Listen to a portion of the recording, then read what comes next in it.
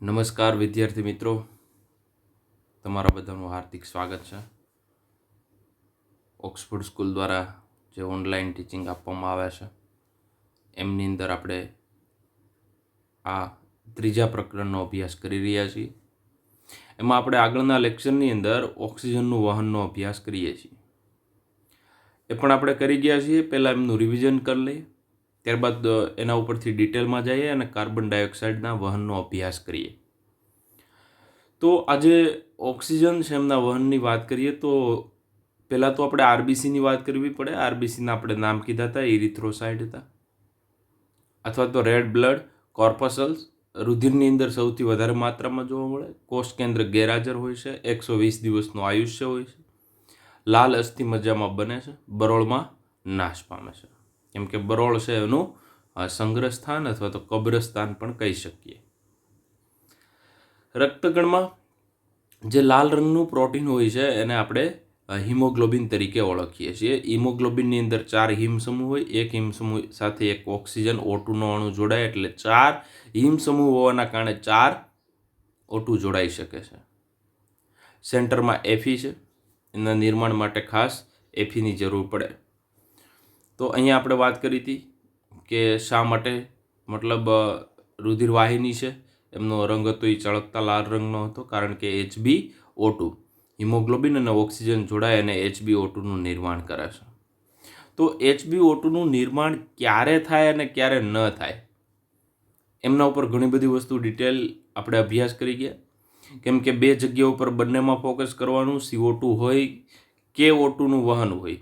તો O2ના વહનની અંદર ઓક્સિજનનું જે હિમોગ્લોબિન સાથેનું જે જોડાણ છે તે જોડાણ O2નું આંશિક દબાણ જો વધારે હોય તો હિમોગ્લોબિન ઓક્સિજન સાથે જોડાય.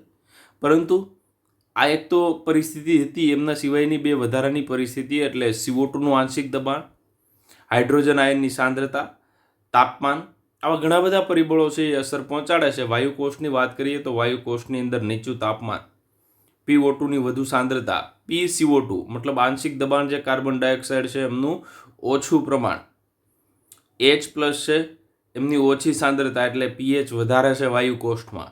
આ બધા જ કારણોના લીધે હિમોગ્લોબિન સાથે ઓક્સિજન જોડાવાની સંભાવના વધારે છે.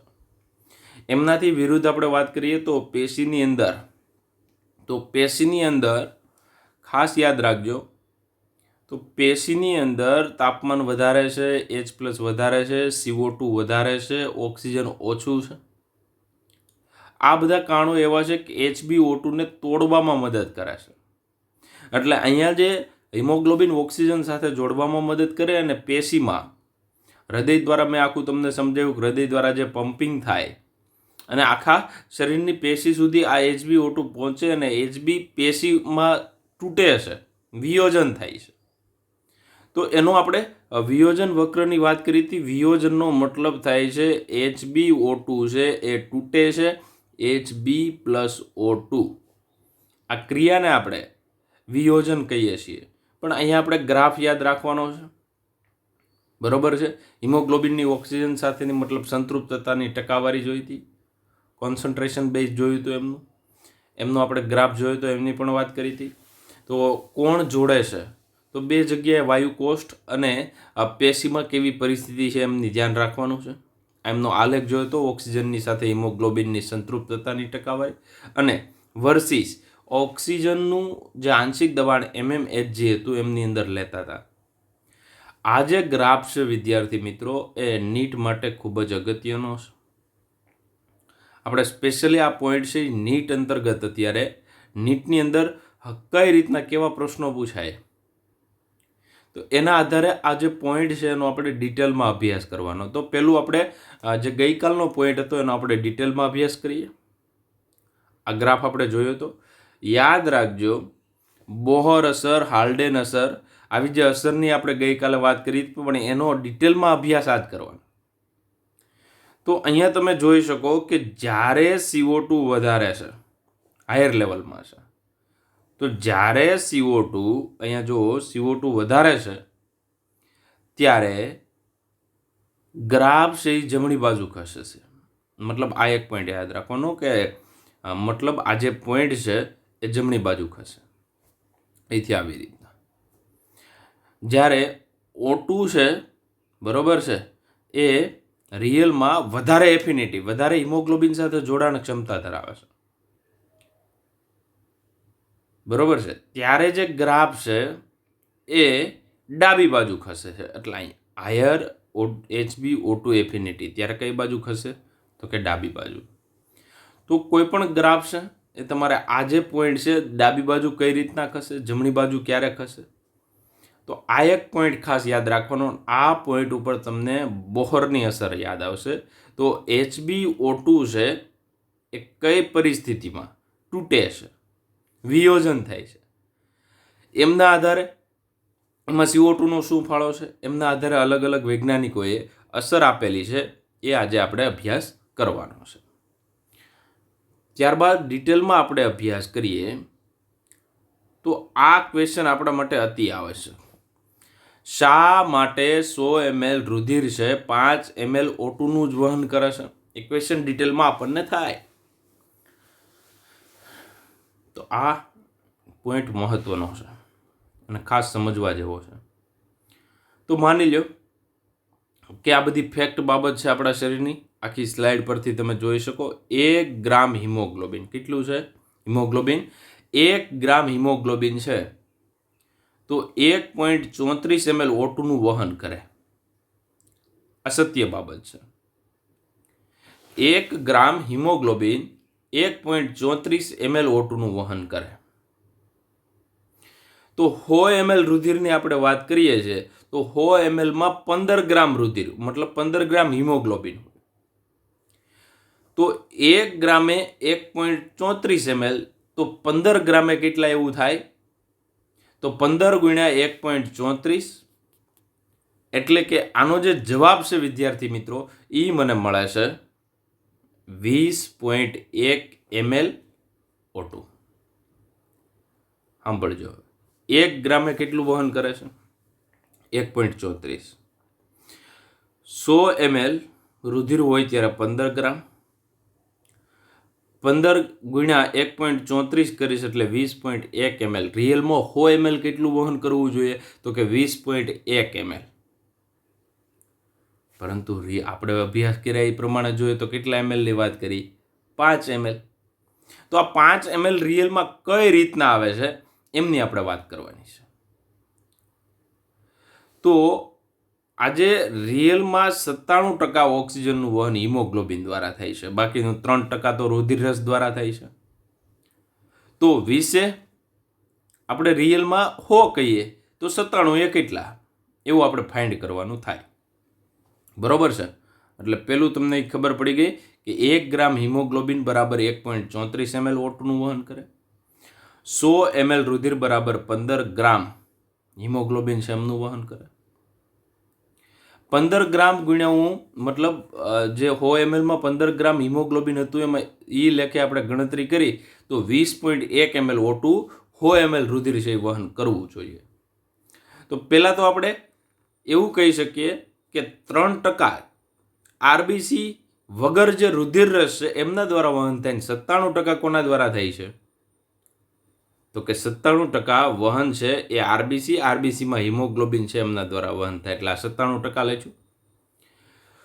તો 20.1 એ 100, તો મતલબ 100 બરાબર 20.1, તો 97 બરાબર કેટલા એ અમારે ફાઇન્ડ કરવું હોય તો એમનો જવાબ તમને ત્રિરાશિ મૂકી દીધી એટલે 19.4 ml આવશે. તો હવે આપણી પાસે આંકડો આવી ગયો 100 ml રુધિર છે એ હિમોગ્લોબિન એમાંનું છે એ 19.4 ml O2 છે એમનું વહન કરે છે. હવે આ 19.4 થી 5 કેમ લાવવાનું? રિયલમાં કેટલું વહન કરે? 5 ml O2 નું. તો 5 કઈ રીતે લાવવું? કઈ રીતે આપણા શરીરમાં એવી ક્રિયા થઈ છે? તો કે એમના માટે આપણે બીજો એક ગ્રાફ સમજવો પડે. માની લો આપણા શરીરમાં જે O2 યુક્ત રુધિરનું વહન થાય છે કેટલા mmHg? 95 mmHg PO2 ધરાવે છે. હવે મારા શરીરની અંદર વાયુ કોષ્ઠમાં, આ શબ્દો બોલવી ખાસ અગત્યના, મારા શરીરમાં વાયુકોષ્ઠમાં જે હિમોગ્લોબિન ઓક્સિજન સાથે જોડાય અને HbO2નું નિર્માણ કરે છે, આ HbO2 વિદ્યાર્થી મિત્રો આપણા શરીરની પેશીમાં જાય અને હોય 100% જો છૂટું પડે એટલે કે Hb+O2 માં રૂપાંતર પામે. જો હોય 100% આવું થતું હોય તો કેટલા ટકા? તો કે જો હોય 100% વિયોજનની ટકાવારી હોય તો 19.4 ml વહન કરી શકે. કહેવાનો મતલબ શું? તો કે હિમોગ્લોબિન HbO2 બને છે ક્યાં? તો કે વાયુકોષ્ઠમાં. છૂટું ક્યાં પડે છે? તો કે પેશીમાં. મતલબ જે HbO2 Hb અને O2 જે રૂપાંતર પામે છે જેને આપણે વિયોજન તરીકે ઓળખીએ.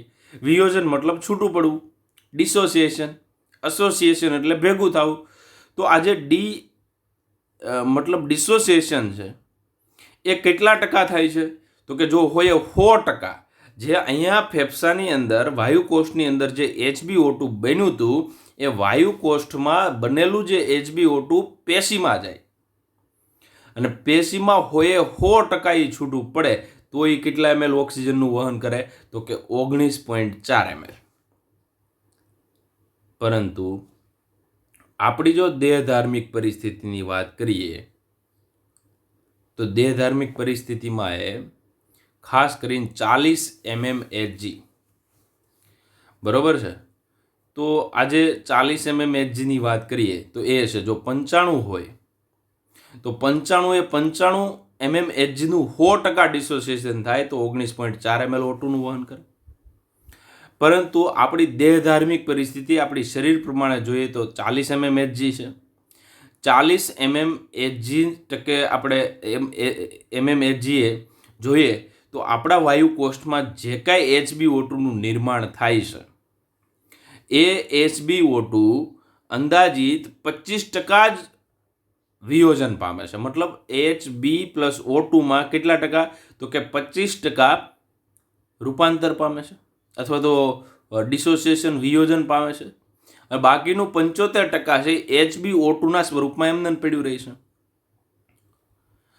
જો 100% 19.4 ml વહન થતું હોય વિદ્યાર્થી મિત્રો તો આ 25% એ 5 mlનું, તો આપણી પરિસ્થિતિ કઈ છે?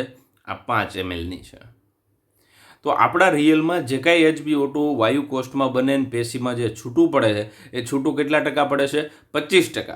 બાકીનો જે ઓક્સિજન છે એ હિમોગ્લોબિન સાથે જોડાયેલો રહે છે.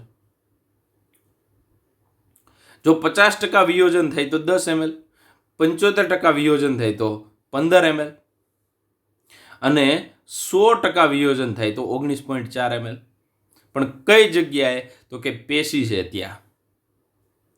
પેશીમાં HbO2નું વિયોજન, હવે વિયોજનથી વિરુદ્ધ છે સંતૃપ્તતા. સંતૃપ્તતા એટલે હિમોગ્લોબિન સાથે O2 છે એ જોડાયેલું એમને પડ્યું રહે છે.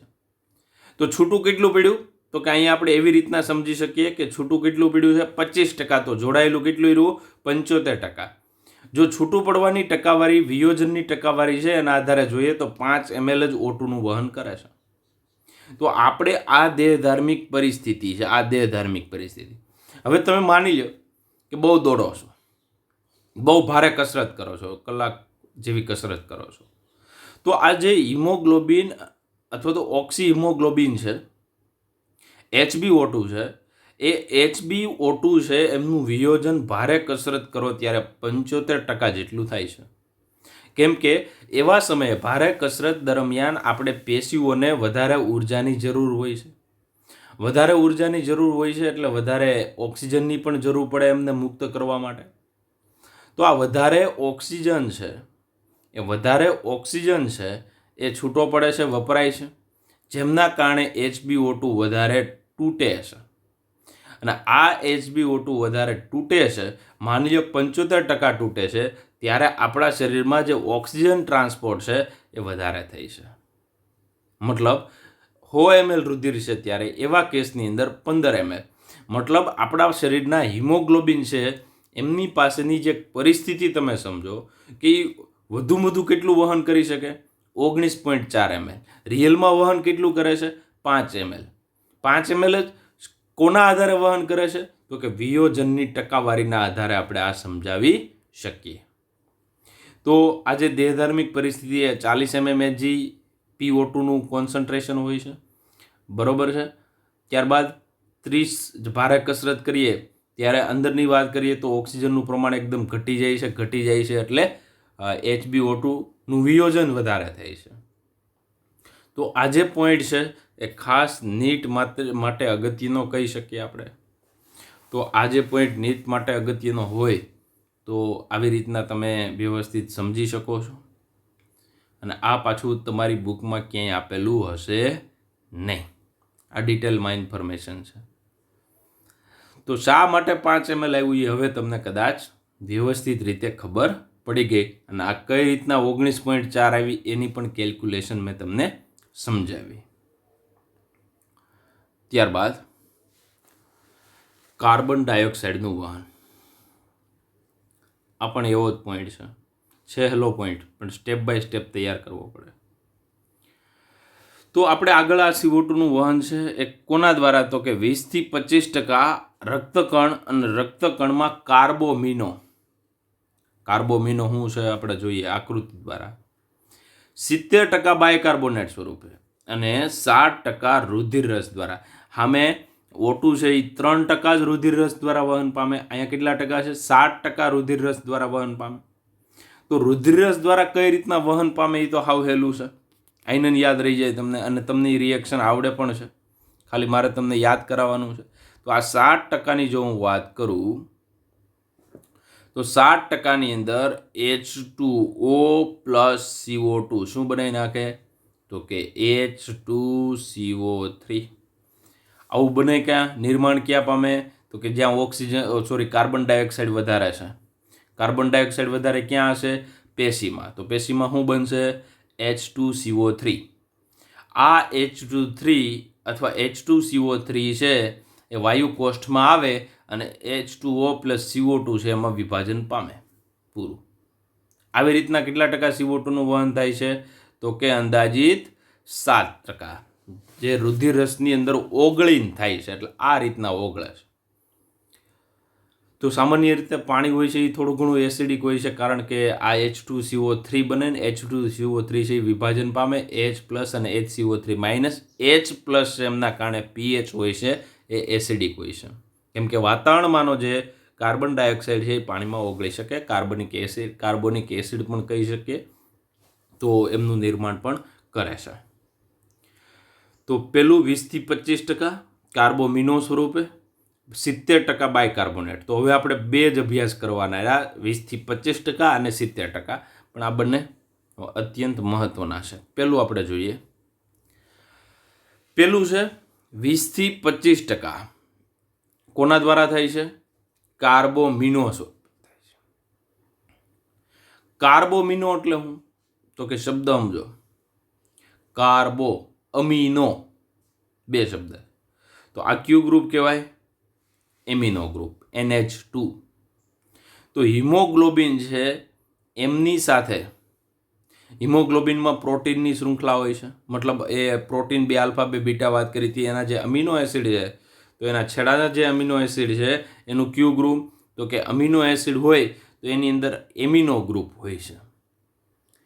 તો એમિનો ગ્રુપ છે એમની સાથે CO2 જોડાય છે. આ હિમોગ્લોબિન છે, હિમોગ્લોબિન સાથે કોણ જોડાય છે? CO2.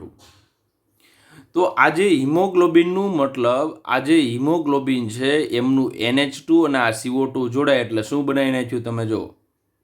તો કે અહીંયા COOH શું એડ થઈ ગયું? તો કે આ CO2 છે એ એડ થઈ ગયો.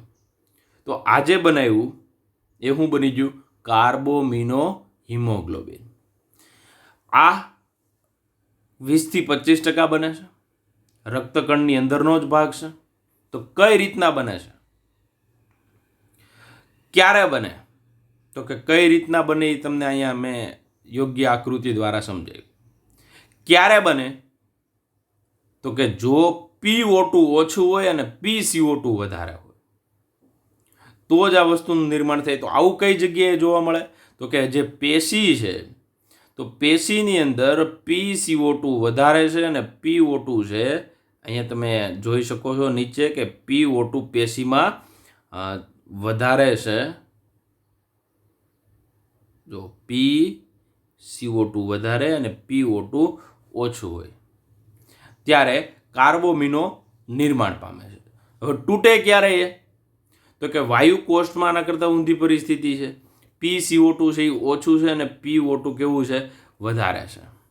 તો આજે O2 અને CO2નું જે આંશિક દબાણ છે એના ઉપર, તો આજે આખું આ બને ક્યાં, જે આ બાબતની વાત કરું છું, જે રાઈટ હેન્ડ ઉપર તમને દેખાય છે તે હિમોગ્લોબિન, NH અને COOH બને કઈ જગ્યાએ, તો કે પેશીમાં.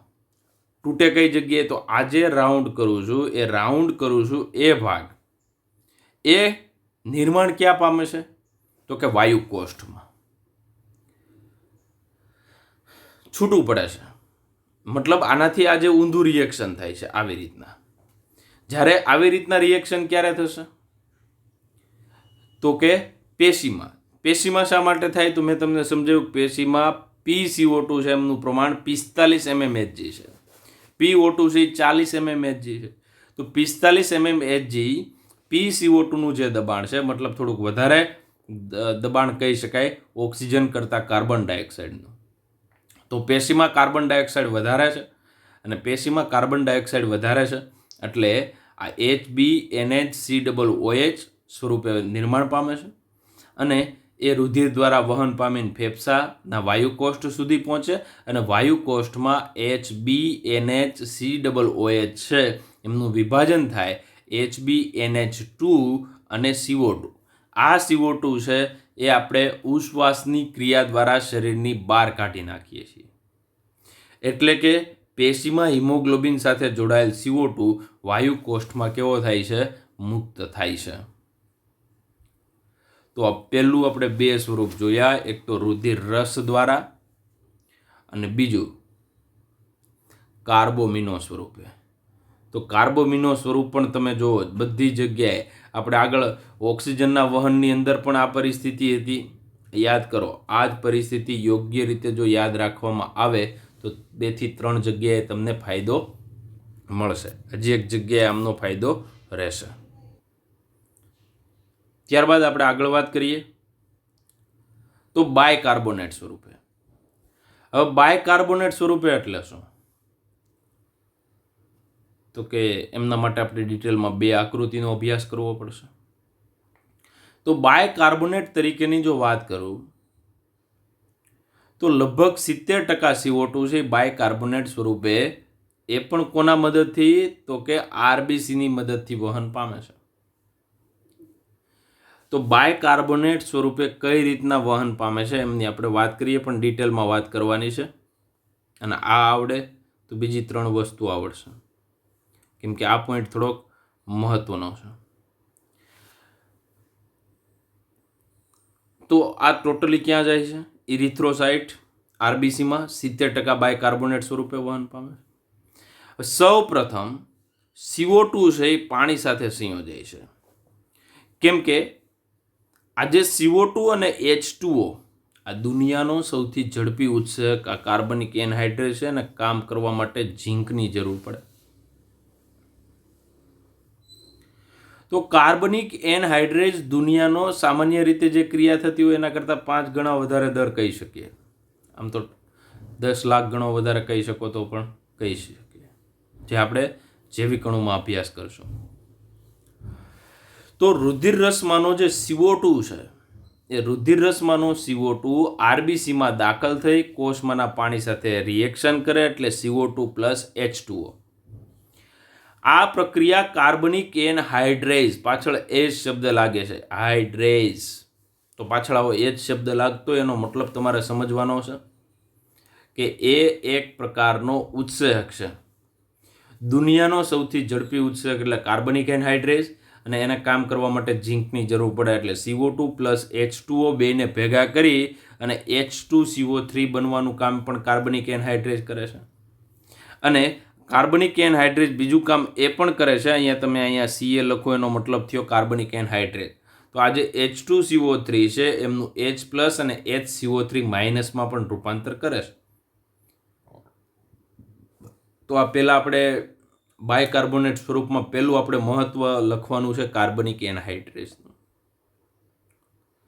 તો આ જે કાર્બનિક એનહાઇડ્રેસ છે એ CO2 + H2O, H2CO3, H2CO3 છે પાછું અપ્રતિવર્તી રિએક્શન અને પ્રતિવર્તી રિએક્શન, એ પણ તમને બંને સારી રીતના ખ્યાલ છે.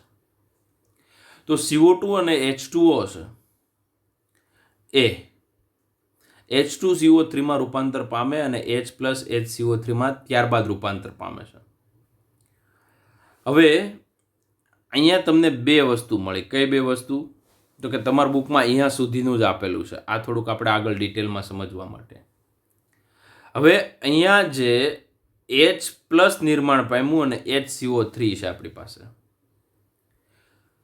તો આ H+ અને HCO3- છે એ આપણા શરીરમાં પોટેશિયમ હિમોગ્લોબિન KHB, તો એ છૂટા પડે છે. આ KHB છે એ છૂટા પડ્યા એટલે વિદ્યાર્થી મિત્રો આજે KHB પાછા ભેગા થાય છે અને ભેગા થઈ અને H+ અને HCO3- સાથે પ્રક્રિયા કરે છે અને આ જે K+ હતો એ HCO3 સાથે રિએક્શન કરશે અને શું બનાવશે? KHCO3. તો KHCO3 છે એ મતલબ પોટેશિયમ છે. પોટેશિયમ જે છે એમની સાથે જોડાય છે અને આ રિયલમાં આ વાયુકોષ્ઠની અંદર છૂટું પડે છે KHCO3. તો આખી ક્રિયા છે કદાચ તમને અત્યારે ન સમજાણી હોય તો કંઈ વાંધો નહીં, આપણે નેક્સ્ટ જે સ્લાઇડ છે બરોબર છે એમની અંદર આપણે ડિટેલમાં એમનું પાછું ડિસ્કસ કરીએ કઈ રીતના ટોટલી આ ક્રિયા થાય છે. આ તમારી બુક પ્રમાણે જોઈ લઈએ, ત્યારબાદ આપણે ઉપરની પ્રક્રિયા છે એમને ડિટેલમાં જોઈએ. તો મેઇન ઉત્સેચક કયો છે? શોર્ટ ક્વેશ્ચન માટે ખાસ યાદ રાખજો કે આ જે કાર્બનિક એનહાઇડ્રેસ છે એ સૌથી વધારે માત્રામાં ક્યાં જોવા મળે? તો કે RBCમાં. ઓછી માત્રામાં ક્યાં જોવા મળે? રુધિર રસમાં. કઈ ક્રિયા કરે છે? એ CO2 + H2O gives H2CO3. જો અહીંયા પણ કાર્બનિક એનહાઇડ્રેસ, અહીંયા પણ કાર્બનિક એનહાઇડ્રેસ. આ મેં ક્રિયા તમને સમજાવી, બંને આ તમારા ટેક્સ્ટ બુકનું જ છે. તો CO2 + H2O એમાંથી કાર્બનિક એનહાઇડ્રેસ દ્વારા H2CO3, એમાં H2CO3 પાછું કાર્બનિક એનહાઇડ્રેસ દ્વારા CO2 + H2O રૂપાંતર પામી શકે. મતલબ આ બધી ક્રિયા છે એ એકબીજામાં રૂપાંતર થઈ શકે છે. હવે જો વાત કરવામાં આવે તો પેશી સ્તરે શું વધારે છે? તો કે પેશી સ્તરે CO2 નિર્માણ પામે છે એટલે CO2 વધારે છે. તો ત્યાં શું બનશે? તો કે CO2 વધારે છે એટલે CO2 પાણી સાથે પ્રક્રિયા કરીને H2CO3 બનાવી નાખશે. તો CO2 રુધિર, રક્તકણ અને રુધિર રસમાં પ્રસરણ પામે અને HCO3- અને H+ આ નિર્માણ કરે. કઈ જગ્યાએ? તો કે પેશી સ્તરે. તો બે સ્તર તમને ખબર હશે, એક વાયુકોષનું સ્તર અને પેશી સ્તર. મતલબ ફેફસાવાળું જે સ્તર છે એ વાયુકોષ, બાકી અંદરનું જે છે એ પેશી સ્તર. મતલબ કોઈ પણ શરીરના અંગ છે ને અંગ છે એ પેશીના બનેલા, એ હવે તમને ખ્યાલ છે. તો પેશી સ્તરે CO2નું પ્રમાણ વધારે છે એટલે H+ અને HCO3- બનાવે. આ H+ બનાવે એટલે pH કેવી થઈ? તો કે ઓછી. જેમ H+ વધારે એમ pH કેવી હશે? ઓછી હશે.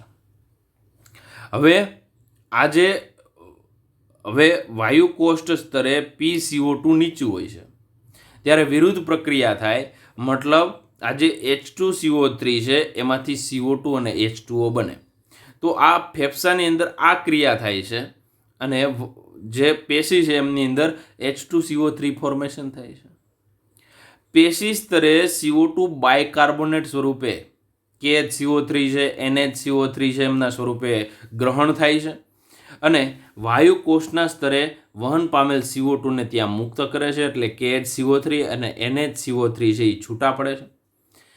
ઓક્સિજનનું વહનનો અભ્યાસ કરતા હતા એમની અંદર 100 ml રુધિર હતું એ 5 ml ઓક્સિજનનું વહન કરતું હતું. અહીંયા 100 ml રુધિર છે એ 4 ml CO2નું વહન કરે છે. હવે આપણે ડિટેલમાં એમની વાત કરીએ તો અહીંયા તમે આકૃતિ વ્યવસ્થિત જોઈ શકો અને સમજી શકો છો. માની લો આ પેલું સમજાવું છું પેશી સ્તરે. તો પેશી સ્તરની અંદર જુઓ તો આ બધી જ છે એ પેશી છે. પેશીની અંદર CO2 પેદા થાય છે, એટલે અહીંયા CO2 પેદા થયો. હાલો, આ પહેલી વસ્તુ ક્લિયર થઈ. પહેલો પોઈન્ટ મેં ક્લિયર કરાયો કે આ પેશી છે અને પેશીની અંદર CO2 પેદા થાય છે. 3 વહન તમે સમજી શકશો. તો પેલું વહન 60% છે એ પ્લાઝમા દ્વારા થાય, રુધિર રસ દ્વારા. મેં તમને આગળ સમજાવ્યું CO2 + H2O, H2CO3, જે અગેન H2CO3 છે એ વાયુ કોષ્ઠમાં આવશે અને H2O અને CO2માં વિભાજન પામી જશે. આવું મેં તમને સમજાવ્યું. હવે આપણે વાત કરવાની છે આ 70%ની. 70% કયા સ્વરૂપે વહન પામે છે? બાયકાર્બોનેટ સ્વરૂપે. 20 થી 25% ક્યાં?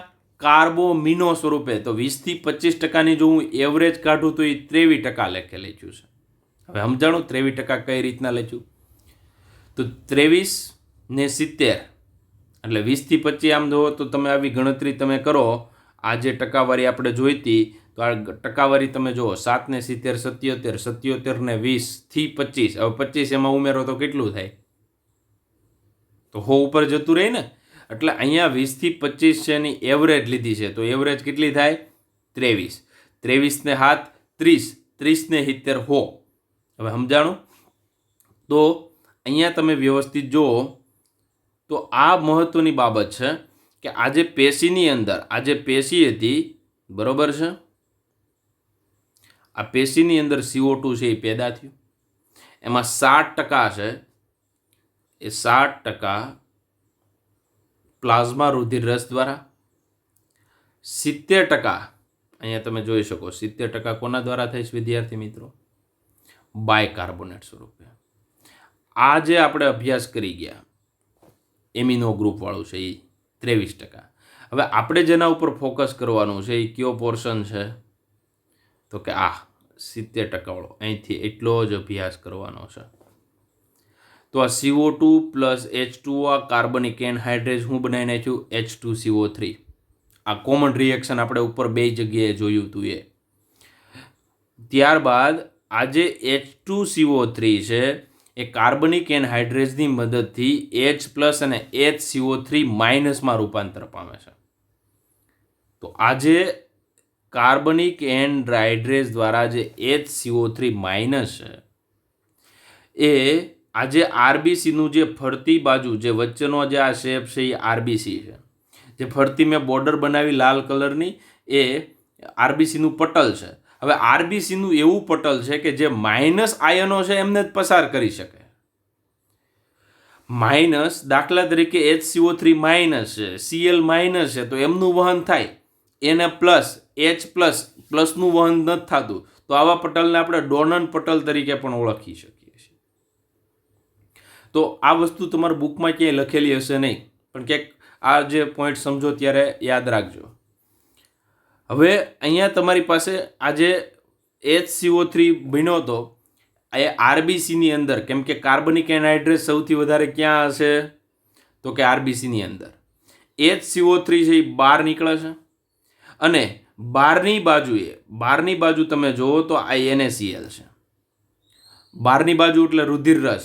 તો આ બધો જે રસ અહીંયા ભરેલો હશે એ રુધિર રસ છે અને અગેન આ પેશી છે. તો પેશીની અંદર આખું આ CO2 છે એ પેશીમાંથી ક્યાં આવે છે? આરબીસીમાં આવે છે. આરબીસીની અંદર જે 70% CO2 જે આવ્યો, બરોબર છે, એમનું H+ અને HCO3 રૂપાંતર થયું. આ રૂપાંતર થાય એટલે HCO3 ક્યાં નીકળી જાય છે? બહાર. આ HCO3 બહાર નીકળે છે તો બહારની બાજુ NaCl વધારે છે. NaCl છે બહારની બાજુ વધારે છે એટલે વિભાજન થયું Na+ અને Cl-. હવે આ જે HCO3- છે એ બહાર આવ્યો એટલે આ Cl- છે અંદર જાય છે સંતુલન માટે. તો આ Cl- જે અંદર ગયો એને આપણે સંતુલન માટે જે Cl- અંદર ગયો એને ક્લોરાઇડ સ્થળાંતરણ, ગુજરાતીમાં ક્લોરાઇડ સ્થળાંતર, અંગ્રેજીમાં ક્લોરાઇડ શિફ્ટ. અને આ સૌ પ્રથમ જે અસર છે એમની વાત કોણે કરી હતી? તો કે હમબર્જર નામના વૈજ્ઞાનિકે અથવા હમબર્ગર નામના વૈજ્ઞાનિકે. તો આ અસર છે ક્લોરાઇડ છે એ રુધિર રસમાંથી આરબીસીની અંદર દાખલ થવાની જે ક્રિયા છે જેને આપણે હમબર્ગર અસર તરીકે ઓળખીએ છીએ. હજી સમજો તો એક અસર હજી મેં તમને સમજાવી. કઈ અસર સમજાવી? હમબર્ગર અસર. તો બે અસર બાકી, બોહર અને હાલ્ડેન. તો એક અસર ખાસ અત્યારે યાદ રાખી લેજો, શોર્ટ ક્વેશ્ચન માટે ખૂબ જ મહત્વની અને નીટ માટે તો અતિ અગત્યની.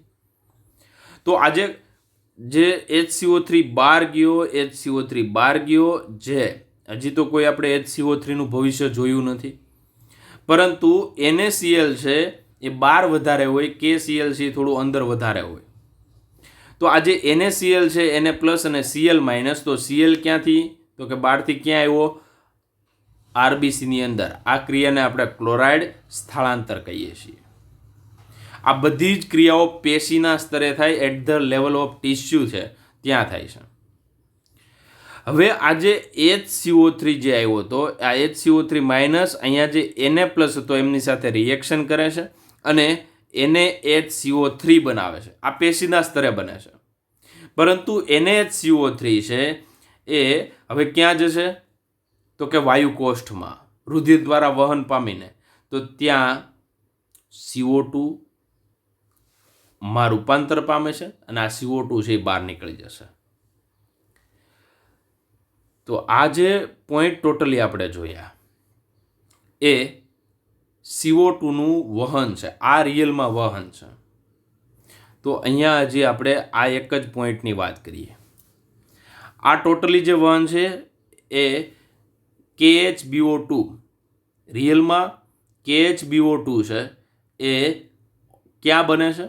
તો કે વાયુ કોષ્ઠમાં ઓક્સિજન વધારે છે અને KHBO2 છે એ છૂટું પડે છે.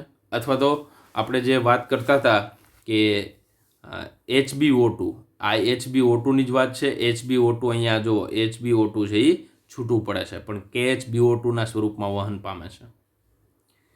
તો HbO2 છે એ છૂટું ક્યાં પડે? પેશીમાં. તો અહીંયા એ વિભાજન થઈ ગયું. હવે અહીંયા જે Cl અંદર આવ્યો એનું શું? તો કે આ Cl અંદર આવ્યો તો એ અહીંયા જે K પ્લસ હતો એમની સાથે જોડાઈ જાય અને KCl ફોર્મેશન કરે. તો એટલું તમારે એક મગજમાં દાખલ કરી દેવાનું છે. K પ્લસ છે એ હંમેશા વધારે ક્યાં હોય? K પ્લસ છે એ વધારે આરબીસીમાં હોય અને Na પ્લસ સૌથી વધારે છે એ અથવા NaCl છે એ રુધિર રસમાં વધારે હોય. તો મારા ખ્યાલ પ્રમાણે આ ક્રિયા બધી તમને સારી રીતના સમજાણી હશે. તો આ પોઈન્ટ છે એ ખાસ યાદ રાખવાનો, જેમાં O2 અને CO2નું વહન. આના કરતાં ઊંધી પ્રક્રિયા જો, આ જે પ્રક્રિયા છે એ તમે જો આ ક્યાં જાય છે? તો કે એલ્વિઓલાઈ. એલ્વિઓલાઈનો મતલબ થાય વાયુ કોષ્ઠ. તો આ જે સફેદ કલરનું જે આખું છે એ સફેદ કલરનો ભાગ ક્યાં થાય છે? વાયુ કોષ્ઠમાં. હવે વાયુ કોષ્ઠમાં હવે તમે સમજો કે વાયુ કોષ્ઠની અંદર કોણ વધારે છે? તો કે ઓક્સિજન વધારે છે અને CO2 કેવો છે?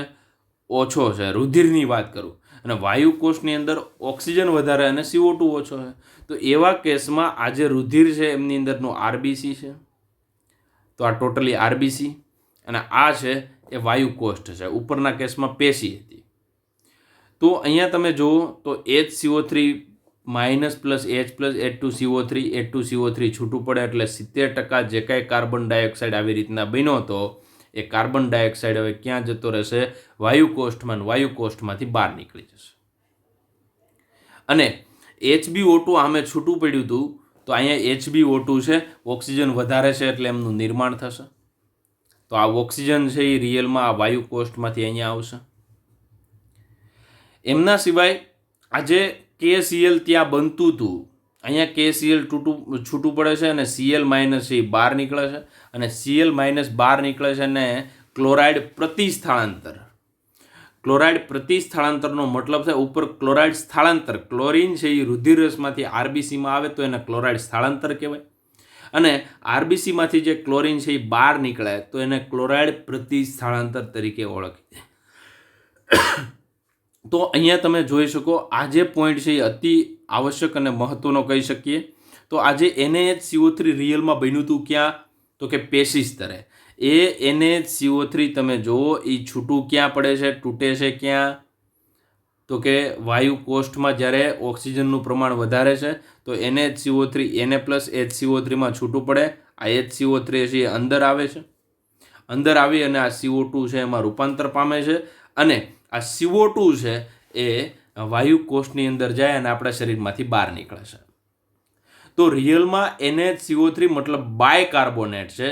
એ બાયકાર્બોનેટ દ્વારા આવી રીતના વહન પામે છે. મતલબ આજે રુધિર રસમાંથી વાયુ કોષ્ઠમાં હોય કે આરબીસીની અંદર લાવવા માટે ને આરબીસીથી બહાર કાઢવા માટે જે CO2 ને બહાર કાઢવા માટે અંદર કરવા માટે જે બાયકાર્બોનેટ વપરાય છે, એટલા માટે આવા વહનને આપણે બાયકાર્બોનેટ સ્વરૂપે વહન તરીકે ઓળખીએ છીએ.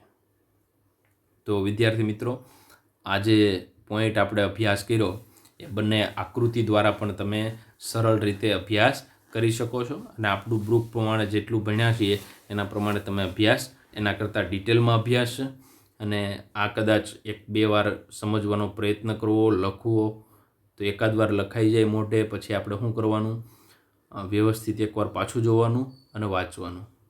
તો આ પોઈન્ટ, આવા ઘણા બધા પોઈન્ટ બાયોલોજીમાં એવા હોય કે જે સરળ હોતા નથી. ત્યારબાદ વાત કરીએ 3 અસર છે. એમાં 2 અસર તો પહેલી તો બોહર અસર છે. બોહર અસર હવે આમ તમને ખબર છે કે બોહર અસર ક્રિસ્ટિન બોહર નામના વૈજ્ઞાનિકે આપેલી, જે ડેનિશના ફિઝિયોલોજિસ્ટ મતલબ દેહ ધર્મશાસ્ત્રી છે. તેમની અસર પ્રમાણે જોઈએ તો પેશીની અંદર CO2 વધારે છે, જેથી HbO2 તૂટે છે. તેને બોહરની અસર કહેવાય. કાંઈ નથી લેવાનું. હું કહેવા માગે છે કે પેશીની અંદર CO2નું પ્રમાણ વધારે છે એટલે HbO2 તૂટે છે, જે મેં તમને અહીંયા સમજાવ્યું આ આકૃતિમાં. કે અહીંયા કોણ વધારે છે? તો કે અહીંયા પેશી છે. પેશીની અંદર CO2 કેટલા ટકા છે? 70% છે. એટલે અહીંયા જે HbO2 છે એ તૂટે છે. જો તો Hb અને O2માં રૂપાંતર પામે છે. જો આ જે ક્રિયા છે અથવા તો આ જે અસર છે એમને આપણે બોહર અસર તરીકે ઓળખીએ છીએ. ટૂંકમાં ઓક્સી હિમોગ્લોબિન છે એના વિખંડન પર જે CO2ની અસર છે એને આપણે બોહર અસર કહીએ છીએ. તો બોહર અસર હાવ હેલી છે. આવું જ્યારે CO2ની સાંદ્રતા હોય ત્યારે આજના દિવસની અંદર પહેલાં લેક્ચરની શરૂઆતમાં જ કીધું હતું કે આ જે ગ્રાફ છે એ કઈ બાજુ ખસે છે? તો કે જમણી બાજુ ખસે છે. જેના કારણે CO2 વધારે હોય ત્યારે O2નું વહન છે એ ઘટે છે.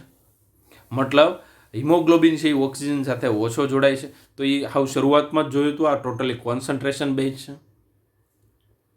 તો આ અસર કઈ કહેવાય? બોહર અસર. જે નીટ માટે યાદ રાખવું. આ હેમબર્ગર અસર. હેમબર્ગર અસર એટલે રુધિર રસમાંથી આમ તો જે ક્લોરીન હતો એ ક્લોરીન છે એ NaCl છે એ છૂટું પડતું હતું, મતલબ Na+ અને Cl-. તો Cl- રુધિર રસમાંથી જે આરબીસીમાં પ્રવેશ કરતો હતો એને આપણે હેમબર્ગર અથવા હમ્બર્જર અસર તરીકે ઓળખીએ છીએ. તો અહીંયા તમે જોઈ શકો રુધિર રસ અને રક્તકણની વચ્ચે આયનિક સંતુલનમાં થતા પરિવર્તનો જાળવી રાખવા માટે બાયકાર્બોનેટ એટલે HCO3- આયન બહાર નીકળ્યો હતો અને HCO3- બહાર નીકળે છે ત્યારે અંદર સંતુલન સ્થાપવા માટે Cl- અંદર દાખલ થાય છે. તો આ Cl- જે અંદર દાખલ થાય છે જેને આપણે ક્લોરાઇડ સ્થળાંતર કહીએ છીએ અને ક્લોરાઇડ સ્થળાંતરની ક્રિયા છે એને આપણે હમ્બર્ગર અસર તરીકે પણ ઓળખીએ છીએ. જે ઉપર વાત કરી હતી અત્યારે આપણે રિવાઇઝ કર્યું, કદાચ આ શબ્દો તમને વધારે સમજાય એટલા માટે. ત્રીજી અસર હાલ્ડેન અસર. તો હાલ્ડેન અસર છે એ હાલ્ડેન અસર કોના કરતાં ઓપોઝિટ છે? બોહર અસર કરતાં વધારે છે. તો બોહર અને હાલ્ડેન અસર છે પરસ્પર વિરુદ્ધ કહી શકો. તો હાલ્ડેન અસરની અંદર તમે જુઓ તો ઓક્સિજનની ઊંચી સાંદ્રતાએ હિમોગ્લોબિનનું જોડાણ કાર્બન ડાયોક્સાઇડ સાથે થયેલું હોય છે એવું સમજાવે. પણ આગળનું જે સ્ટેટમેન્ટ વાંચો. કાર્બન ડાયોક્સાઇડના સ્થાને ઓક્સિજનનું જોડાણ થાય છે. જો ઓક્સિજનની ઊંચી સાંદ્રતા છે, કોની? ઓક્સિજનની જો ઊંચી સાંદ્રતા છે ત્યારે હિમોગ્લોબિન કાર્બન ડાયોક્સાઇડને છોડી ઓક્સિજન સાથે જોડાય છે. આ ક્રિયાને આપણે હાલ્ડેન અસર કહીએ છીએ. તો આખું સ્ટેટમેન્ટ આખું પૂરું થાય ને ત્યારે તમે સમજો, ખાલી એક સ્ટેટમેન્ટ ઉપર ન જોતા. તો શ્વસન સપાટીએ ઓક્સિજનની ઊંચી સાંદ્રતાએ, તો શ્વસન સપાટી એટલે કઈ, તો કે ફેફસાની અથવા તો વાયુકોષ્ઠની સપાટી. તો વાયુકોષ્ઠની સપાટીએ ઓક્સિજનની ઊંચી સાંદ્રતાએ રુધિરમાં જે હિમોગ્લોબિનનું જોડાણ કોની સાથે થયેલું છે? કાર્બન ડાયોક્સાઇડ સાથે. આ જોડાણ હવે કાર્બન ડાયોક્સાઇડ જોડાયેલો છે, ત્યાં હવે કોણ જોડાણ થઈ જાય છે? ઓક્સિજન. તો આ અસર છે એને આપણે હાલ્ડેન અસર કહીએ. હાલ્ડેન અસર છે એ બોહરની અસરને ઘટાડે અને બોહરની અસર છે એમને હાલ્ડેન અસર ઘટાડે, એકબીજા સાથે જોડાયેલી છે. તો વિરુદ્ધ અસર કહી શકીએ. તો એક અસર આવડે, બોહર આવડે તો હાલ્ડેન આવડે. બરોબર છે? તો આ પોઈન્ટ છે, આપણે એમનું આજે એટલું ઘણું બધું ડિસ્કસ કર્યું અને અહીંયા આપણે જે કાંઈ CO2નું જે વહન છે એને આપણે પૂરું કર્યું. નેક્સ્ટ લેક્ચરની અંદર આપણે શ્વસનનું નિયમન અને ત્યારબાદના જે કાંઈ પોઈન્ટ છે ચેપ્ટરના અને નીડ છે એમનો અભ્યાસ આપણે કરશું. તો આજે O2 વહન અને CO2 વહન જે કાંઈ બુકમાં આપેલું છે એ પ્રમાણે કદાચ તમને જો હમણાં આવે એ પરીક્ષામાં પૂછાય તો પરીક્ષાની અંદર આપણે પ્રકરણ નંબર 1, પ્રકરણ નંબર 16 અને પ્રકરણ નંબર 17 આ 3 ચેપ્ટર છે એનો પણ તમને ખ્યાલ છે. તો આ 3 ચેપ્ટરની અંદરથી જો કાંઈ પૂછાય તો એ તમારે ટેક્સ્ટ બુક પ્રમાણે લખવાનું છે. જે કાંઈ પ્રશ્નોના જવાબ છે એ ટેક્સ્ટ બુક પ્રમાણે લખવાના છે. નીટ માટે ખાસ તમારે સમજવું જરૂરી છે અને યાદ રાખવું જરૂરી છે. Thank you.